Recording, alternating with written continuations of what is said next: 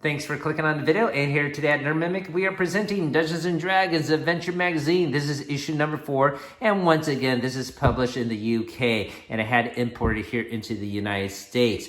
We do have a free giveaway going on right now, and that is for a sealed copy of issue number 1, including with the tin and dice. So I'll put a link down below for that. And if you missed the breakdown of the other issues, I'll put links down below for the other issues. And if you're new to the channel, hopefully you can hit that like and subscribe so you don't miss out on other episodes we're going to do of the other issues coming up in the future. So let's flip it to the back here. And we see here a stat block for a creature. This is probably going to be part of the campaign. Usually each issue has a singular encounter and they link up together to make a campaign. This magazine is going to have an 80-issue run, and they're going to have about 5 or 6 campaigns within. So let's get the bag open. I'm really excited to check this one out because it has this huge, chunky 20-sided dice. Each issue comes with a free gift, and that sort of escalates the price. This costs £8.99, so that's equivalent to about $11 US. All right, so got the bag open. We'll dump out the contents here.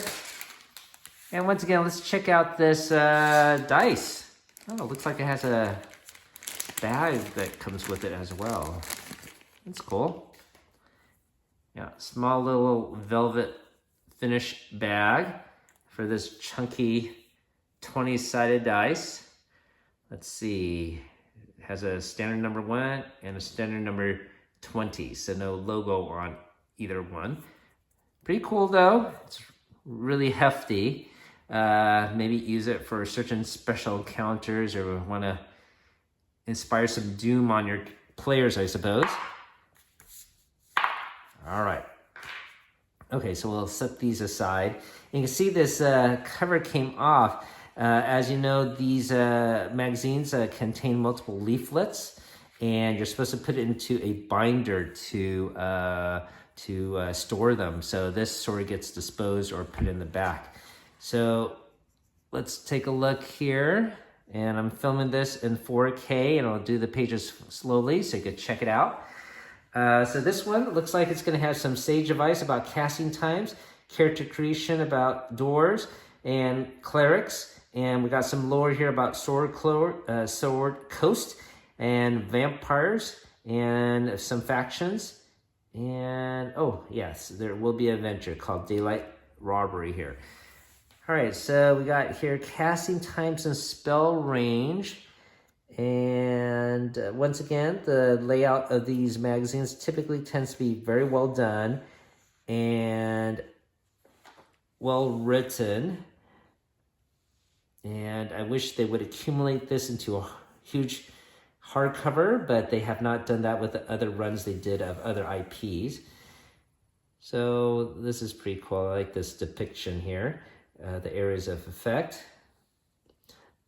So we've got sphere, cube, cylinder, liner, sphere, yes.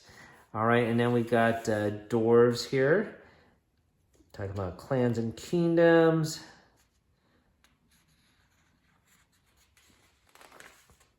Now, as you can see, this comes loose. Now, if you are a collector that needs everything pristine, this is probably not the magazine for you.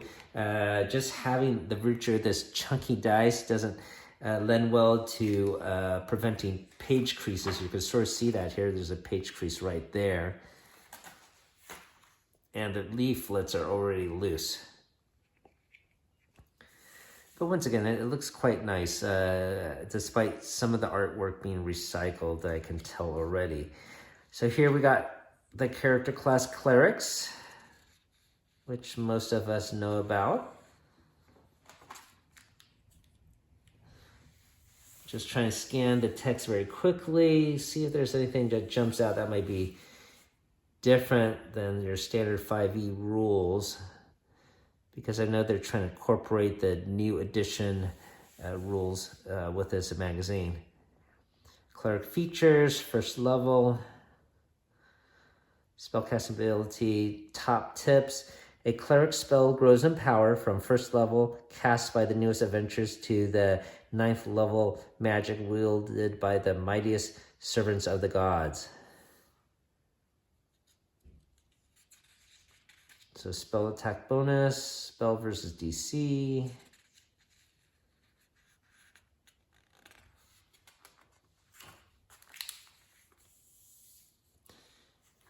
Divine Domain, cantrips and spells. You can see the dice really did a number on this magazine. It's all crushed in the middle here. Top tip, bonus proficiency. A cleric chooses the life domain, can wear heavy armor for better protection in combat. Top tip, spellcasting focus. Clerics can use a holy symbol as a spellcasting focus for their spells. Now we get into the lore. So knowing that they have an 80 issue run, they have a lot of free space to use. So I like how they just can use a whole page for artwork. It's quite nice.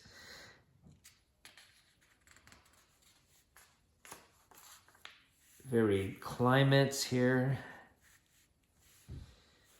You got, of course, Baldur's Gate, Neverwinter, Waterdeep. Okay, we got another Deadly Dungeon they're mentioning about the Underdark here. Oh, no, they're here talking about Under Mountain, not Underdark. All right, that's cool. Then Sword Coast, Part 2, Mountain, Stone, Strongholds, Forest Groves, Wealth of Nations.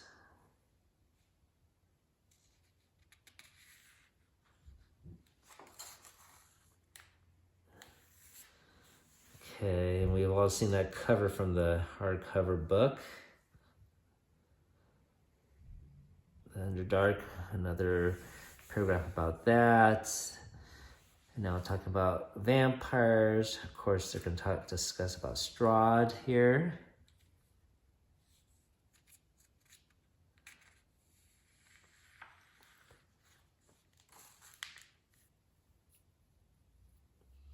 Describing the lair, chained to the grave, vampire spawn. Now going to the factions of Waterdeep here. Talking about the Darkhold.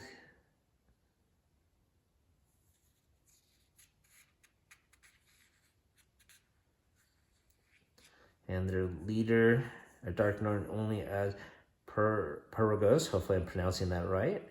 It is rumored that Pergos is still alive within the Darkhold. He's never seen without full armor and a face-covering helm, so unless he's an elf or other supernatural long-living being, a series of humans may have masqueraded him over these years. And I wasn't aware of that. Okay. How they interact with some of the other factions, goals and ideals, meaning and Zent. So a typical agent is highly capable adventurer with no scruples and is a good contact to have if you need information or gear. The organization's symbol is a winged snake. And some have a winged snake companions that carry messages on scrolls as they fly, allowing agents to keep in contact with one another. A winged snake is trained to serve a particular master. If its masters die, the snake may remain nearby and starve to death.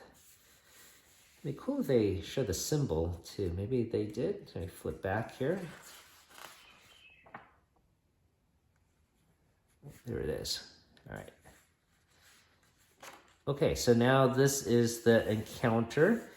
And once again, these are good for a one-shot night adventure, or could chain it with the others for this longer campaign. And these are going to be the only pages with page numbers because they got to be done in sequence compared to these others, which you can organize in any way you want. So I'll flip it slowly. I want to do a screen grab of this and run it. I'll leave that up to you. So this encounter, and in issue 2, there was a large map that was folded out. This looks like it takes place on the high road. So in between the main city, felon name that you start off with.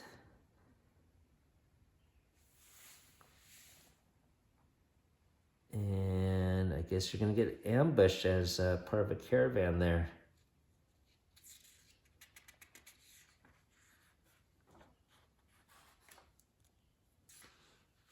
So here you're going to be attacked by 4 bandits here. They go over the sequence of events. There's a vampire spawn that shows up. So just a short encounter here. Gives you 200 gold at the end. Yeah, pretty short this one. Most of them are pretty short, but this one seems even shorter than the others. All right, so some of the stat blocks for the bandit here, the commoner, and of course the vampire spawn is on the back here. All right. So, very short issue, okay?